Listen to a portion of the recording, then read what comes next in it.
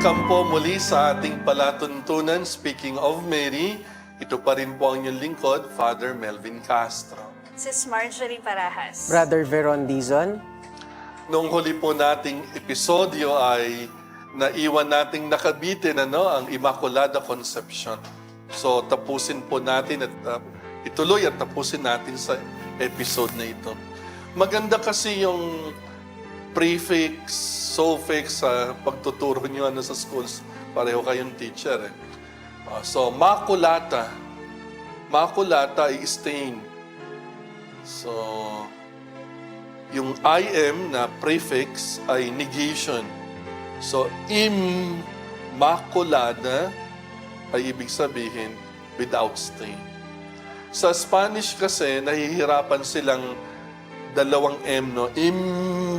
Immaculada. Kaya nagiging N. Kaya sa Spanish, naging Inmaculada. Sa Latin ay Immaculata. Letter T. Immaculate sa English. So, walang mancha. Pag iniisip ko ito, naalala ko yung paglalabada nung araw.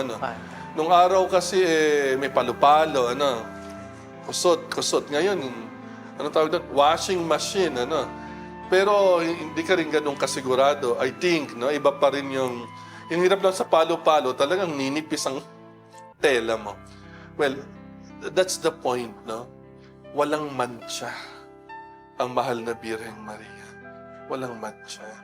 Which means, nung siya ay ipinaglihi ng kanyang mga magulang, by the way, wala sa Bible ang pangalang Joaquin at Anna. Yan ay nasa Proto-Evangelium of St. James na outside of the Bible. Kita nyo, kung ang pag-uusapan paborable sa simbahan, sana sinabi yun sa Bible, di ba? Kasi mas ma-justify doon ang maraming doctrine kay Mary.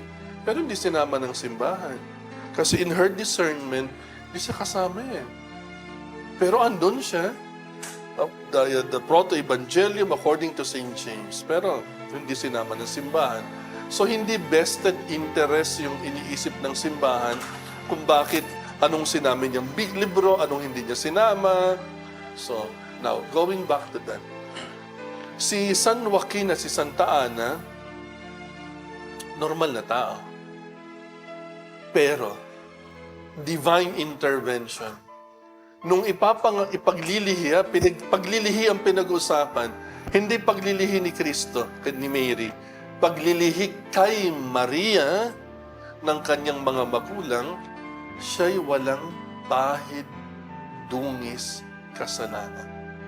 The conception of Mary, of Saint Anne, was immaculate. Sila lang ni Kristo yan. Conceived without sin. Sila lang. Walang iba. Doon lang limited yun. Kasi kung sasabihin ng iba, sandali, si Kristo, immaculate, therefore dapat immaculate si Mary, yung line of reasoning ng simbahan, hindi dapat si Santa Ana, etc., etc. Well, hindi pwedeng infinite regression. Kahit sa logic, sa philosophy, iyan ay hindi acceptable. It's anong tawag sa logic nun? Ayun ay hindi tama sa logic na infinite regression. Somewhere, at some point, hihinto yun. So, in the theology of the Church, it's only exclusively between Jesus and Mary. Hindi na yon sa upper generations. So, silang dalawa lang yan. Conceived without sin. But yung dogma, yung pinag-uusapan nating dogma, which was kailan nga dinefine? December 8, 1854 by Pope Pius XII, yun ay in reference to the conception of Mary. So yun yung minsan na nalilito sila, Akala nilang Immaculate Conception ay si Jesus. It's about Mary. Naaalala ko, Father, ang Obispo Emeritus ng Mahilig Diocese. siya. Kapag po Tuwing siya ay December 8. nagmimisa sa santuario ng Immaculada Concepcion sa Concepcion ay palagi niyang tinatanong sa mga mananampalataya, ano bang pagkakaintindi niyo sa Immaculada Concepcion? A, ipinaglihi ba si Maria na walang kasalanan? B, ipinaglihi si Kristo na walang kasalanan? And so on and so forth. So makikita doon yung teaching authority din ng simbahan na ibinibigay niya ang tamang sagot. Anong ibig sabihin ng tinuturo niya? By the way, ang may fullness dahil ang mga obispo, ang mayroong fullness of priesthood, sila ang talagang may hawak ng teaching authority. Kaya nga last time nabanggit ko yung upuan, silang nakaupo sa upuan, sa katedra. So sila ang may teaching authority. Kaming pare, we only share. Nakikibahagi lang kami sa kanila. Kaya silang nag-o-ordain sa amin, silang nag-a-assign sa amin, dahil kami nakikibahagi lang. Kami katuwang lang ng obispo ng isang lugar, Dahil sila yun. Kaya nga, yung following yung practice sa Old Testament, kung bakit sila may mitre, parang mga high priest. And then yung design noon, believe it or not, ito natutunan ko sa late Father Alex Bautista, na bumubuka yun eh. Kasi daw ang punto noon, kaya may puwang, para may puwang ang Espiritu Santo. Hindi sila pwedeng magturo ng sila lang. Kailangan na magturo Espiritu Santo. At sila instrumento lang din. So yan ang mga kahit parang ano nga ba yan, sabi ng ibang bata, sila po ba ang ang chief chef ng parang kusina, Pero hindi. Yan ay simbolo ng fullness of priesthood. Siguro rin, Father, napakagandang isipin natin na yung when Mary was conceived without original sin, God has prepared humanity sa unang altar, Right. unang tabernakulo, at unang monstrance. Lahat si Mary, dahil siya the new Ark of the Covenant, literally sa sinapupunan niya, dinala niya ang Diyos. Kasi yung Ark of the Covenant sa Old Testament, ang laman nun ay, sa tradition, yun ang paniniwala natin, ay yung tablets of stone, yung Ten Commandments, yung tungkod ni Aaron na ginamit din ni Moises, at yung manna, yung bread from heaven. So tamang-tama sapagkat si Kristo ay kinikilala nating ang tinapay na nagbibigay buhay. I am the bread of life. At yan ang dinala ng mahal na Birhen, literally, sa sinapupunan. At may kanina, Father, nung naka-off-air na tayo, may dalawang napakagandang tanong si Sister Marjorie na Sige, malaki, pakinggan natin. malaking matutuwa ang ating mga viewers. Yes, Tatanungin ni Sister Marge, ang sasagot.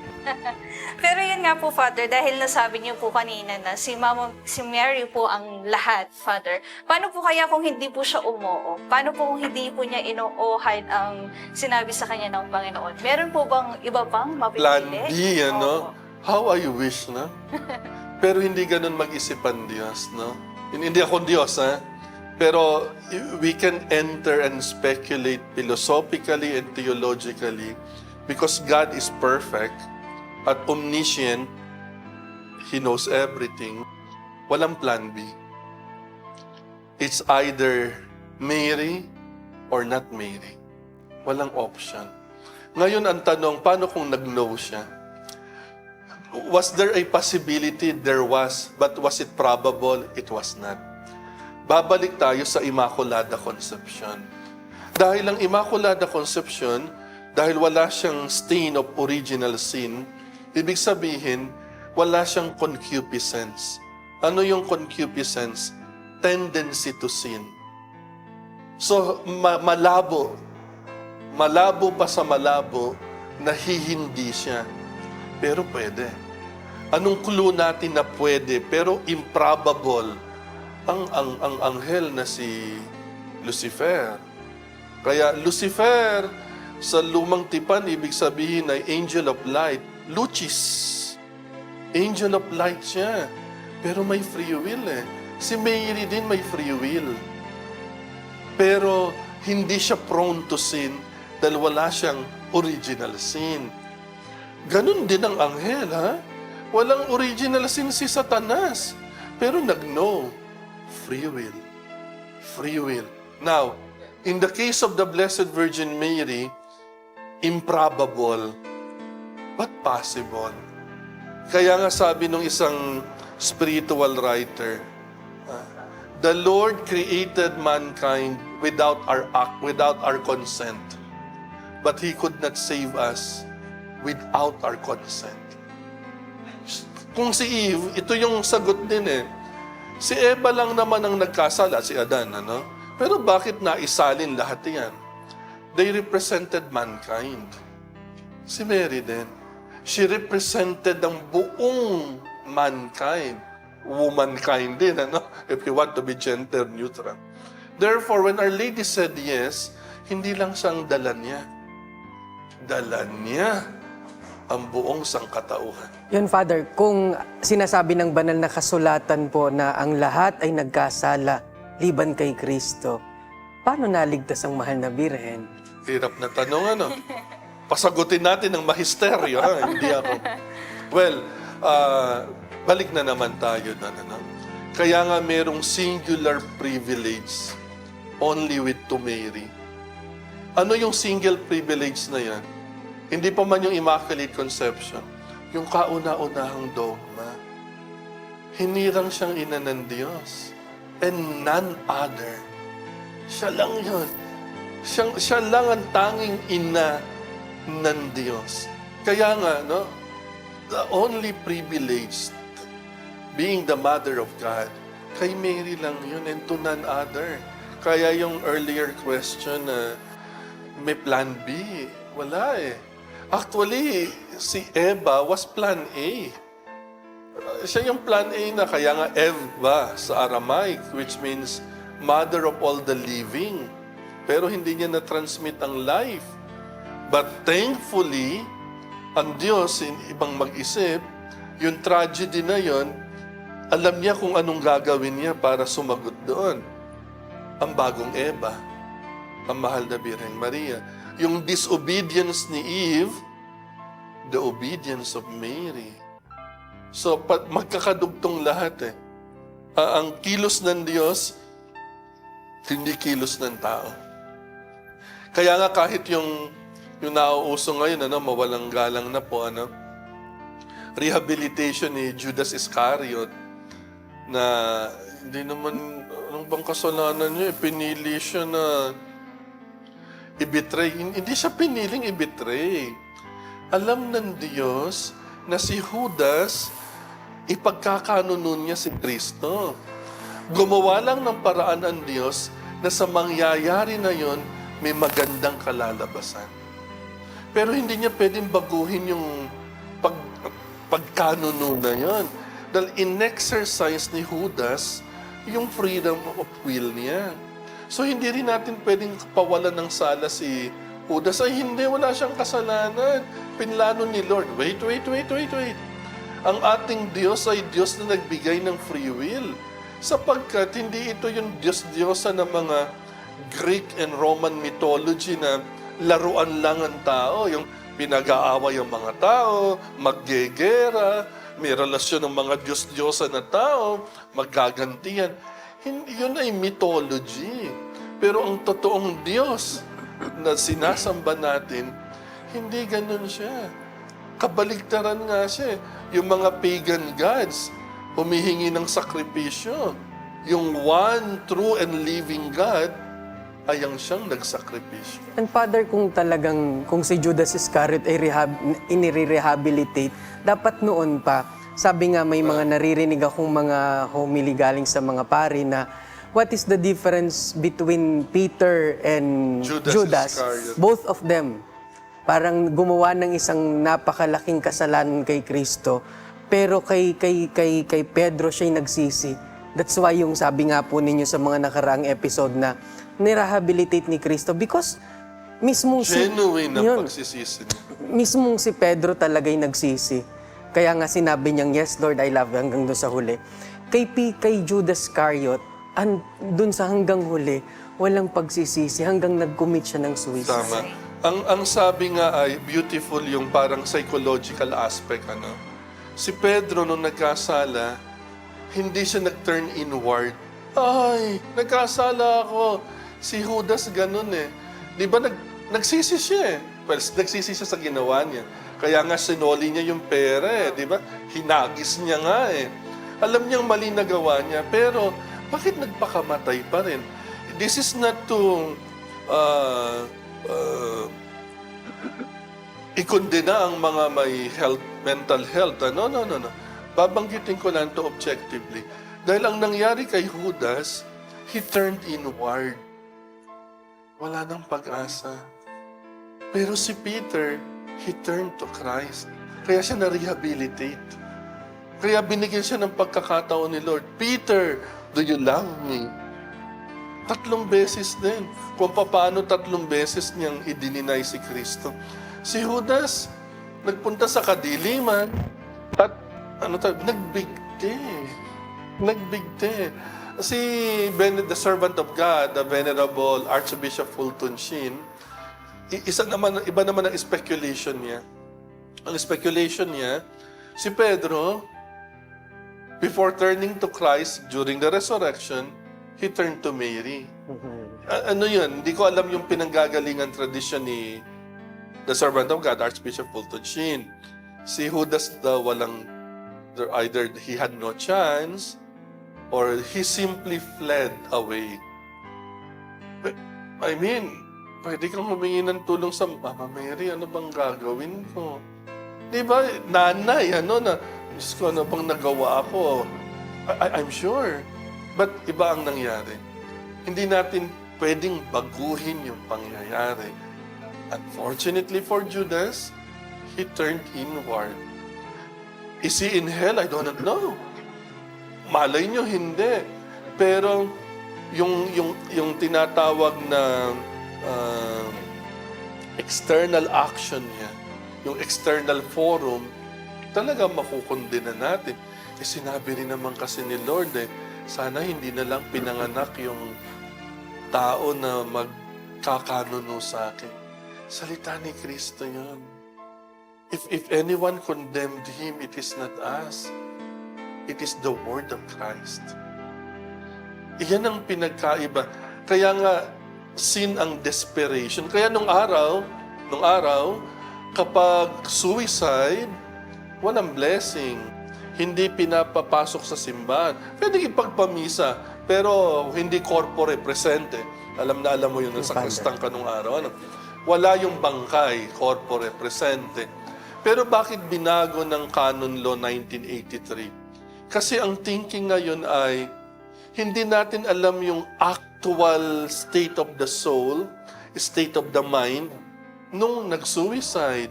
Baka last minute na-realize niyang, ay, too late. May isang example ako, sa isang parokya natin nung araw, doon tayo naka-assign.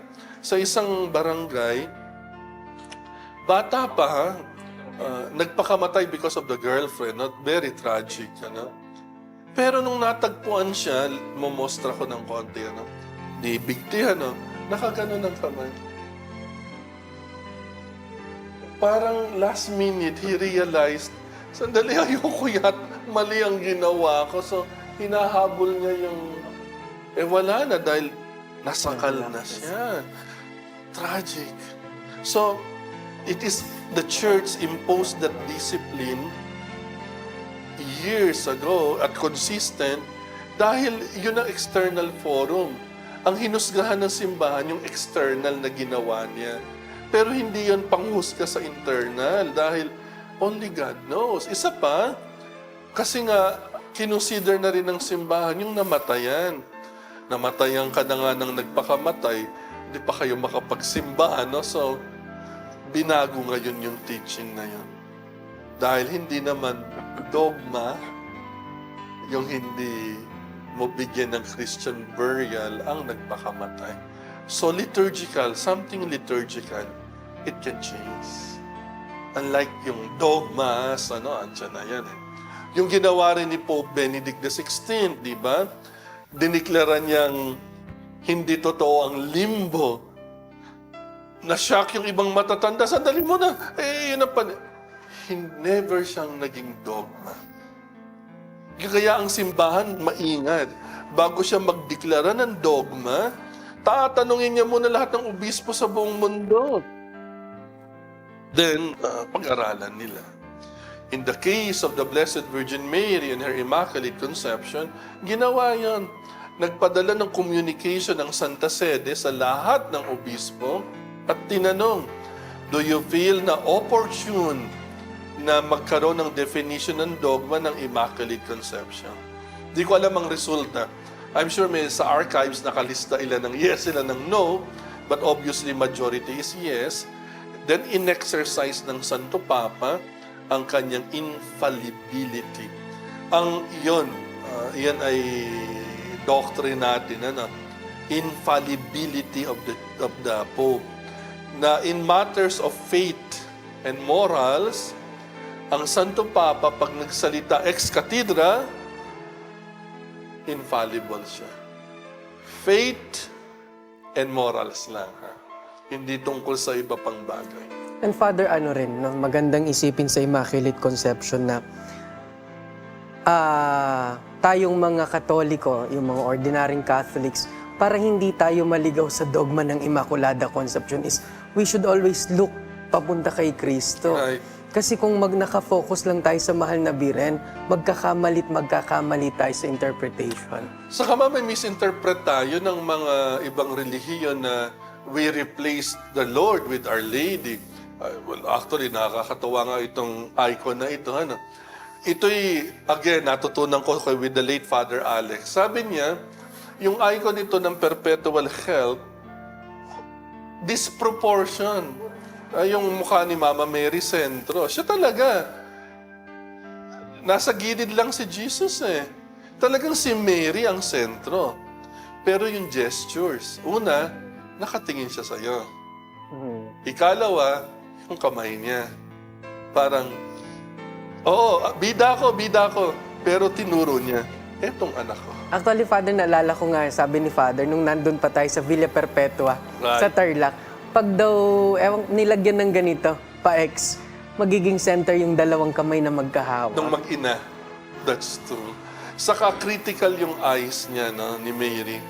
She's telling you, sige, look at me, pero look at my hands. Kung saan nakaturo. Then ang paborito ko, ito.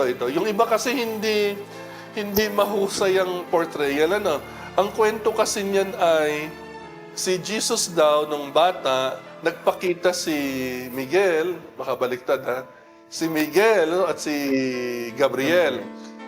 At sinabi sa kanya, instruments of passion, yung spear, saka yung spans, saka yung cross. Sinabi ng dalawang anghel kay Jesus, paglaki mo, ganito ka mamamatay.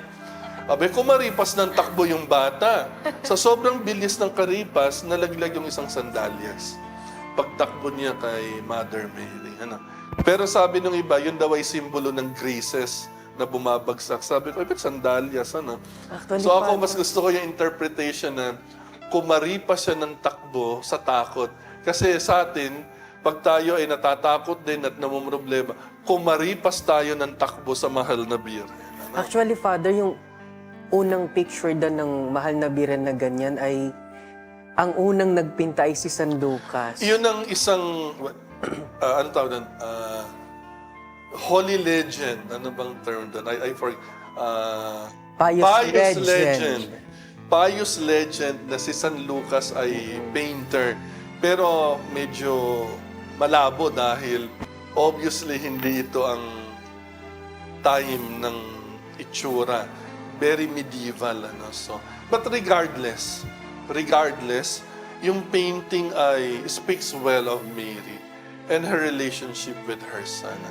Kaya kumaripas tayo ng takbo kapag namumroblema tayo. And Father, siguro din, dahil nakasanayan na lang natin pumasok ng simbahan, umupo, tumayo. When the priest pray the presider's prayer ng solemnidad ng Mahal na Birhen ng Immaculada Conception, it always goes to Christ. Right.